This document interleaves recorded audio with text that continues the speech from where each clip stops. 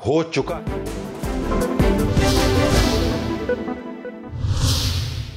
इस इदारे high court के इदारे से पिछले 35 साल से एक ताल्लुक है और मैं बहुत कुछ देखा है जिंदगी के अंदर, उतार चढ़ाव। हाई कोर्ट के अहाते में ये इस तरह की एक्टिविटी पहले कभी नहीं होते देखी और एक इज्जत एहतराम होता है और हम बतौर वकील भी कोशिश करते हैं कि ऊंची आवाज में अदालत में बात ना की जाए, अदालत के दरवाजे के बाहर अदालत के अहाते में नारे ना लगाए जाएं। एक आध दफा नारा लगा, हमने रोका अपने वर्कर्स को कि आपने नारा नहीं लगाना। ये एक तकद्दस है उस इदारे का और कुछ नॉर्म्स हैं, कुछ ट्रेडिशंस हैं, कुछ वैल्यूज हैं, कुछ कन्वेंशंस हैं कि आप उस अदालत के बाहर या अदालत के अहाते में नारे नहीं लगाते। तो कल जो हुआ, एक मुनज़्ज़म प्लान बनाया गया कि जब बंदे इकट्ठे होंगे तब जाऊंगा, और इसके पीछे वजह क्या है? इतना सा दिल है इस इमरान अहमद नियाज़ी का और ये गिरफ्तारी से इतना डरता है कि इस पर कपकपी तारी हो जाती है, ये चीखें मारता है, ये रोता है। जब वकला तहरीक में कोई एक रात मेरा ख्याल है हवालात में रहना पड़ा तो ये रात को रोता था, इसलिए ये बंदे इकट्ठे किए गए कहीं किसी और मुकदमे में गिरफ्तारी अमल में ना आ जाए। और जो हाईकोर्ट में वो अफसोसनाक है कि अब गाड़ी में बैठ गए, अब गाड़ी से उतर आए, अब घर से चल पड़े। भाई आप मुल्जिम हैं 2-4 FIRs में, आप कोई वर्ल्ड कप तो नहीं लेने जा रहे या आपको कोई एजाज तो नहीं को दिया जा रहा कि आप इस तरीके से हाईकोर्ट गए। क्या हम भी आइंदा ये बात समझ लें कि अगर हमें हाईकोर्ट बुलाए तो हम भी क्या पूरे मुल्क में लोगों को कॉल दें कि हाईकोर्ट के अहाते में 5000 बंदा इकट्ठा करना है? ये मैं समझता हूं कि ये इंतजामी फेलियर है, this is an administrative failure. ये नहीं होना चाहिए था कि एक जलसा आप मुनक्कद करें, उसके लिए मोबिलाइजेशन करें और फिर उसको शो किया जाए। वो 1000-1200 बंदा इकट्ठा करना कोई मुश्किल नहीं है। उसको शो किया जाए कि जी बड़ी पॉपुलर वेव है, लोग निकल आए हैं हाई कोर्ट में। खुदा खौफी करें, कोई होश के नाखून लें। आपको बेल के लिए बुलाया गया था और एक जालसाजी के मुकदमे में बुलाया गया था, उस पर भी मैं आता हूं। ये जो जलसा किया गया हाई कोर्ट में, सिर्फ स्टेज की, माइक की और बैनर्स की कमी थी, बाकी पूरा जलसा था। कर लें 6 दिन मोबिलाइजेशन करके 1200 बंदा इकट्ठा करके क्या साबित करना चाहते हैं? कि आप बुज़दिल हैं, आप डरपोक हैं, आप गिरफ्तारी से डरते हैं, आपकी चीखें निकलती हैं, आपके रोने निकलते हैं इस बात से। अब जब दूसरे जज साहब तारिक सलीम शेख साहब ने पूछा कि आपके वकालतनामे पे दस्तखत और हैं, दरखास्त पे दस्तखत और हैं, तो कहा कि ये मैंने नहीं किए, जालसाजी की हुई थी ना, फोन पे कह दिया था कि मेरे साइन कर देना। तो अब जब जालसाजी निकली है और पता लगा है कि आपने वो दस्तखत आपके नहीं थे, तो फिर वो दस्तखत किसने किए? अगला सवाल ये है। वो दस्तखत किए जनाब अजहर सदीक एडवोकेट साहब ने। मैं पंजाब बार काउंसिल से as a member of Punjab bar, as a member of Lahore bar association, मैं ये रिक्वेस्ट करता हूं कि मेहरबानी करके अजहर सदीक एडवोकेट का मिसकॉन्डक्ट पे लाइसेंस मुअत्तल किया जाए। मेरी पहली सदा ये है। गजब खुदा का कि आप अपने क्लाइंट के झूठे सिग्नेचर करते हैं, आप पता नहीं और क्या क्या जालसाजियां करते होंगे। और ये एक्शन लिया जाना चाहिए कि एक सियासी जमात को हाईकोर्ट का हाथा मुयस्सर किया गया जलसा करने के लिए और पूरा मौका दिया गया कि बंदे इकट्ठे करके पूरे लाहौर लश्कर के साथ आए और वहां पे जलसा करें, और फिर जाली कागज निकला तो कहा ये मेरा नहीं है, ये मेरे वकील का है। तो ये अजहर सदीक का लाइसेंस मुअत्तल होना चाहिए और पंजाब बार काउंसिल को सख्त कार्रवाई इसके खिलाफ करनी चाहिए। और दूसरी बात यह है, एक नौमौलूद साबिक वजीर हैं, सईद साहब को उसका नाम है, मैं नहीं जानता, लड़का भी नया आया है। उसने परसों एक प्रेस कॉन्फ्रेंस की तो मैं बड़ा हैरान हुआ कि अपने ससुर की गोद में बैठ के सियासत करने वालों को भी पर लग गए हैं। भाईजान, अपने ससुर की गोद से उतर के तो देखें किस भाव बिकती है। हम चाह रहे थे कि आप हमें रिस्पॉन्ड करें, हम चाह रहे थे कि आप प्रेस कॉन्फ्रेंस में मेरा और आजम नजीर तारड़ साहब का नाम जरूर लें, क्योंकि आपने अब हमें मौका दे दिया है कि हम वो बातें भी बताएं जो पहले हम हकायक मंजर आम पे नहीं लेके आए। पहला सवाल मेरा इस नौमौलूद वजीर से, जो अपने ससुर चीफ जस्टिस की गोद से उतर के सियासत उसको आती नहीं करनी, उससे मैं ये पूछूंगा कि जब आपका बाई इलेक्शन था, क्या आपने अपने ससुर से हमें मैसेज नहीं भिजवाए कि नून लीग आप पे हाथ हौला रखे? क्या हमारे एक सीनियर वजीर को यह मैसेज नहीं गया कि मेरी बेटी आपकी कुछ नहीं लगती? पहला सवाल। अब आपने क्योंकि ये डिबेट छेड़ दी है, तो हम अब हक बजाने में हैं कि हम खुल के आपसे अब सवालात करेंगे। और छोटे साई साहब, शीशे के घर में बैठ के दूसरों को पत्थर नहीं मारे जाते। और स्पेशली जिस पोजीशन में आप हैं, कि आप अपने फादर लॉ के पीछे छुप के उनकी गोद में बैठ के सियासत करते हैं। हमने तो सड़कों पे धक्के खाए हैं, हमने तो 15 साल अपनी जिंदगी के वक्फ किए हैं, मुश्किल अच्छे बुरे दौर आते रहे हैं, हमने कभी पार्टी नहीं छोड़ी, हमने कभी राह फरार इख्तियार नहीं की। आप अपने वालिद साहब का जिक्र कर रहे थे कि मेरे वालिद 79 में वजीर थे। ये भी बताएं कि आपके वालिद ने पीपल्स पार्टी, नून, काफ, मीम, जीम, लाम सब पार्टियां अपनाई हैं, तहरीके इंसाफ में बैठे। बताए ना, क्यों नहीं बताते? शेख रशीद ने इतनी पार्टियां तब्दील नहीं की और फवाद चौधरी ने जितनी आपके वालिद ने की हैं। वालिद का आप नाम इस तरह ले रहे हैं कि आपको वजीर वालिद की वजह से बनाया गया है। पूरा जहान जानता है तहरीके इंसाफ में आपको मुर्शिद क्यों कहा जाता था, और आपने क्या वादे इमरान खान को किए थे कि जब तक मैं वजीर हूं लाहौर हाईकोर्ट से कोई ऑर्डर आपके खिलाफ नहीं आएगा। यह वादा किया था कि नहीं किया था? और आप दूसरों पे इल्जाम धरते हैं। बता दें, ये सवाल आते मेरे। पहला सवाल तो मैंने आपको किया है ना कि आपके ससुर ने, चीफ जस्टिस साहब ने, लाहौर हाई कोर्ट ने क्या हमें पैगामात नहीं भिजवाए कि मेरे ससुर पे हाथ हौला रखें? नंबर 1। आपकी कैंपेन में वो शरीक नहीं रहे? क्या डीसी और डीपीओ की उन्होंने सरजनिश नहीं की? डिप्टी कमिश्नर और सीपीओ फैसलाबाद की सरजनिश नहीं की? फैसलाबाद की डेवलपमेंट स्कीमों के केस नहीं लगाए लाहौर हाई कोर्ट में? आप प्रेस कॉन्फ्रेंस करते हैं, मैं 4 करूंगा, आप 1 करेंगे, मैं 4 करूंगा, आए। हमारे पास तो ऐसा मवाद है वो खत्म ही नहीं होने वाला। और फिर उसके बाद क्या आपके सरकारी घर में जो वजीर को घर अलॉट होता है उसमें जज साहबान को खाने पे मदऊ नहीं किया गया? क्या सोचा जा सकता है कि इस दौर में एक पीटीआई के वजीर के घर में 20 से ज्यादा जज शरीक हों खाने पे? किसी ने, क्या चीफ जस्टिस पाकिस्तान ने इसका नोटिस लिया?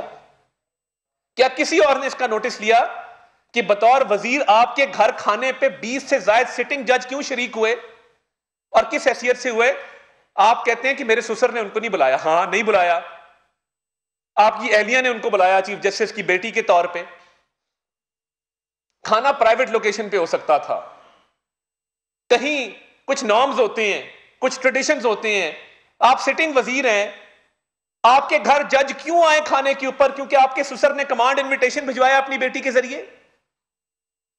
मैं आज मजबूर होकर ये बातें कर रहा हूं क्योंकि आपने हमारे पे एक जबानी हमला किया, तो हम अपना दिफा करना भी जानते हैं और मुंह तोड़ जवाब देना भी जानते हैं। जनाब छोटे साई साहब, ये बातों का जवाब आपको देना होगा कि आप जो अपने ससुर के बलबूते पे सियासत कर रहे हैं और ये सारे मामलात आपने मैनेज और हैंडल किए और आपको पीटीआई में मुर्शिद का दर्जा मिला है। आप तो पहली दफा इलेक्ट होके आए थे, आप नौउम्र थे। आपको वजीरों की पहली सफ में किसने बिठाया? क्या इसमें इस बात का कोई, आप खुदा की कसम खा के कह दें कि आपके ससुर के चीफ जस्टिस होने का इसमें कोई अमल दखल नहीं है? मैं आपके घर आके आपसे माफी मांग लूंगा। गजब खुदा का, अल्लाह ताला ने इज्जत दी है, चीफ जस्टिस बनाया आपके ससुर को, उनकी चीफ जजी अलग रखें, अपना पॉलिटिक्स अलग रखें। और आज के बाद आपने मेरा या आजम नजीर तारड़ का नाम लिया तो मैं घर तक छोड़ के आऊंगा आपको, खातिर जमा रखें। अजीब निजाम है। अभी शायद खाकान अब्बासी साहब के वारंट जारी हो गए हैं। एक तरफ वो लाडला है जिसको 6 दिन मोहलत दी जाती है, आप परसों आ जाएं, आप शाम को आ जाएं, आप सुबह आ जाएं, आप रात को आ जाएं। ये एक अजीब मंतक है। वो बेल करवाने आ रहा है, वो कोई वहां पे कोई एजाज लेने नहीं आ रहा। क्या इमरान खान और शाहिद खाकान अब्बासी को एक मेयार पे रखा गया है? एहतसाब अदालत के रास्ते में थे, इस्लामाबाद में सेरीना होटल क्रॉस किया था, अदालत ही जा रहे थे, भागे नहीं है। 1999 में भी जेल काटी है, अभी भी जेल काटी है, और जेल में एक दिन नहीं घबराए, कभी उफ नहीं किया। अब अगर अदालत जा रहे हैं और ताखीर हो गई है तो क्या इंतजार नहीं किया जा सकता था? क्या पैगाम नहीं भिजवाया जा सकता था? और ये कौन सा केस है करप्शन का? इससे बड़े केसेस इमरान खान पे हैं, जिसको पूरी मोहलत दी जाती है, पूरा मौका दिया जाता है, जिसके लिए अदालतें सुबह शाम दोपहर लगाई जाती हैं, जिस तरह कोई दवाई की डोज होती है। अदालत लग रही है जी, सुबह दोपहर शाम आप आ जाएं, आपका इंतजार है, अब अंदर आ जाएं, अब बाहर चले जाएं। और जमानत किस केस में? एक दहशतगर्दी का मुकदमा है, फॉरेन फंडिंग का एक मुकदमा है, वो भी कल फैसला हो जाएगा। और इसके साथ साथ मैं ये कहना चाहता हूं कि ये दोहरा अदल का निजाम नहीं चलेगा। हमने बहुत भुगता है, 4 साल बर्दाश्त किया है। किसी पे हेरोइन डाल दो, उसकी जमानत नहीं होती थी, जज तब्दील हो जाता था। किसी को मनी लॉन्ड्रिंग का झूठा इल्जाम लगा के बंद कर दो, किसी पर बगावत डाल दो, तो तब अदल का निजाम और था। आज अदल का निजाम और है, क्योंकि ये लाडला है, इसके हाथ बहुत लंबे हैं। और क्यों, देखें बात यह है, अगर काजी फायज ईसा साहब इमरान खान के केस नहीं सुनते तो क्या यह जेब देता है कि वो जज साहब जिनकी परवेज लाई के साथ ऑडियो आई है वो हमारे केस सुने? और क्यों सुने? मैं पिछले 3 दिन से चीख चीख के कह रहा हूं, उस ऑडियो की जो भी वेरासिटी है, जो भी हकीकत है, आपको या मुझे यह ऑफर कोई दे दे कि लाहौर कैंट, मेन कैंट में 4 कनाल का घर 10 करोड़ का हमें ऑफर करते हैं, बड़ा अच्छा कारोबार है ये तो, कि 4 कनाल का घर 10 करोड़ में मिल रहा है, 2.5 करोड़ कनाल कैंट में मिलता है, हमें भी ये ऑफर लगा दें, हम भी खरीद सकते हैं। और मजे की बात यह है कि ऐसे ही है कि ये घर कल सोलंकी साहब ने खरीदा, आज मैं इनसे खरीद लूं, तो सोलंकी साहब ने एक दिन के लिए क्यों खरीदा है? और ये एक दिन की लेयरिंग का क्या मकसद था? कागजात सामने हैं, रिकॉर्ड सामने है, कोई पूछने वाला नहीं है, क्लियर किया जा रहा है कि जी नहीं नहीं कोई बात ही नहीं है। जवाब तो देना आके। एक करप्ट सीसीपीओ जिसका नाम गुलाम महमूद डोगर है, उसके खिलाफ इंक्वायरी रिपोर्ट्स ऑन रिकॉर्ड हैं, उसके तहफ्फुज के लिए भी अदालत लगती है। तो ये दोहरा अदल का निजाम क्यों है? क्या अदालतें सिर्फ पीएमएलएन को विक्टिमाइज करने के लिए रह गई हैं? और ये चंद जज साहिबान हैं जिन्होंने पूरे अदालती निजाम पर सवालिया निशान लगा दिया है, जिन्होंने इस मुकद्दस इदारे पर दाग लगाए हैं। उन जज साहिबान का क्या कसूर है जो हक हलाल की रोटी रोजी कमाते हैं, जो तनख्वाह में गुजारा करते हैं, अपने बच्चों का पेट पालते हैं, पूरा दिन अदल इंसाफ करते हैं? आपकी वजह से इदारा भी बदनाम हो रहा है, वो लोग भी बदनाम हो रहे हैं, क्योंकि आपके करतूत ऐसे हैं। तो शायद खाकान अब्बासी साहब के वारंट जारी किए करते ना इमरान खान के, हिम्मत करते कि ये नहीं आ रहा, हम इसके वारंट कैंसिल करते हैं, इसकी जमानत कैंसिल करते हैं, इसके वारंट जारी करते हैं अरेस्ट के। उसके लिए और में आ रहा है, शायद अब्बासी के लिए और में आ रहा है। फवाद साहब कहते हैं अदालत ने गलती की कि इमरान खान साहब को बुलाया। गलतियां आप लोगों ने की हैं और खमियाजा भुगतना पड़ेगा। आपने रिवायत डाल दी है कि आइंदा कोई हाई कोर्ट जाएगा तो पूरा जलसा करेगा। तोशा खाना का ट्रायल आज फर्द जुर्म आयद हुई है, होनी थी आज, बहाना करके फिर राय फरार इख्तियार कर ली कि फर्द जुर्म ना लगे। अब फर्द जुर्म तो लगनी है, जुर्म किया तो फर्द जुर्म तो लगेगी, हर ट्रायल में लगती है। उसको ताखीर का शिकार किया जा रहा है, जिसमें जवाब ना देना पड़े।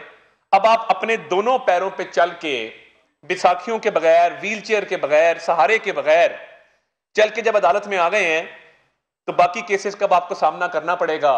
अब एक्सरे के पीछे, स्कैन के पीछे नहीं छुपा जा सकता। जवाब देना होगा कि अरबों रुपए के डाके क्यों डाले हैं तोशा खाना में।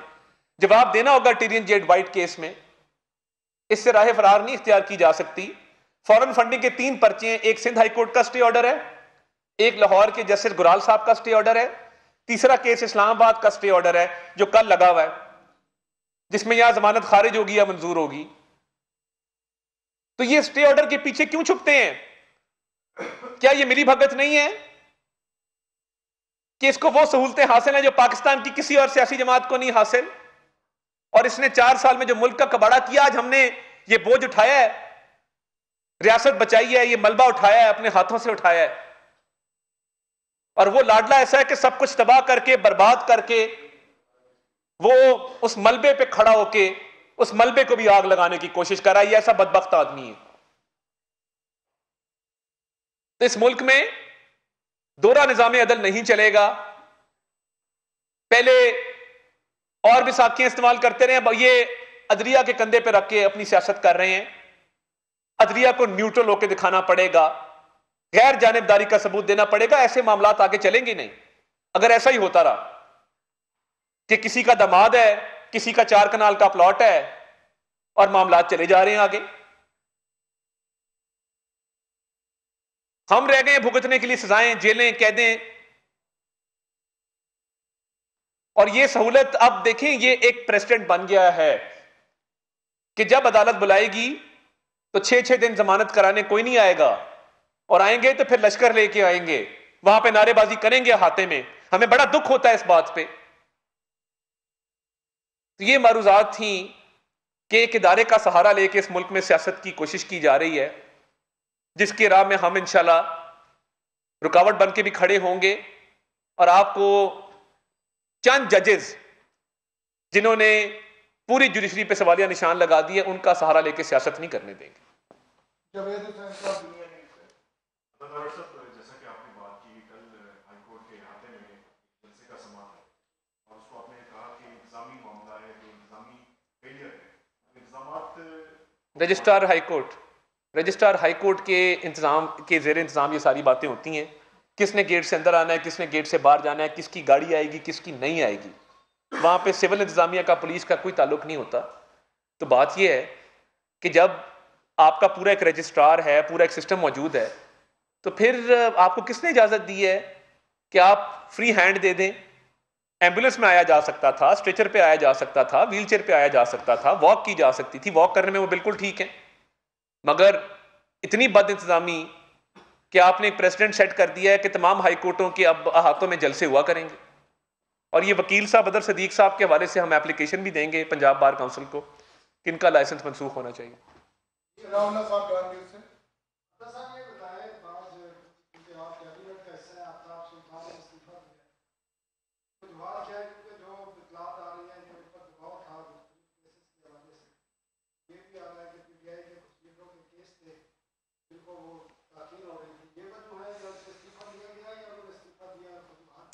देखिए, ना हम शहजाद अकबर हैं, ना हमारा वज़ीर आज़म इमरान खान है कि वो लोगों पे हेरोइन डाले, नाजायज़ केसेस बनवाए, लोगों को जेल भिजवाए।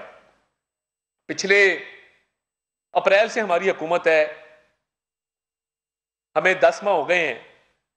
आप देख लेना हमने कितने लोगों को जो है वो जेल भिजवाया है, या कितने लोगों पे झूठे मुकदमात कायम किए हैं, या कितने लोगों को पॉलिटिकली विक्टिमाइज किया है। हमारे पे तनकीद ये होती है कि अरबों रुपए का डाका है तोशा खाने का, BRT पेशावर का, बिलियन ट्री सुनामी का, फॉरेन फंडिंग का। तो हम तो आइन और कानून के मुताबिक चल रहे हैं। किसी ने किसी पर ना दबाव डाला है, किसी ने ना किसी पे ये कहा है कि ये केस दो, ये केस करो, गिरफ्तारी दो और घर जाओ। चेयरमैन नैब ने इस्तीफा दिया है, बड़े एक फर्शनास अफसर हैं, बतौर DGIB इन्होंने बड़ी अच्छी अपनी खिदमात सर अंजाम दी हैं।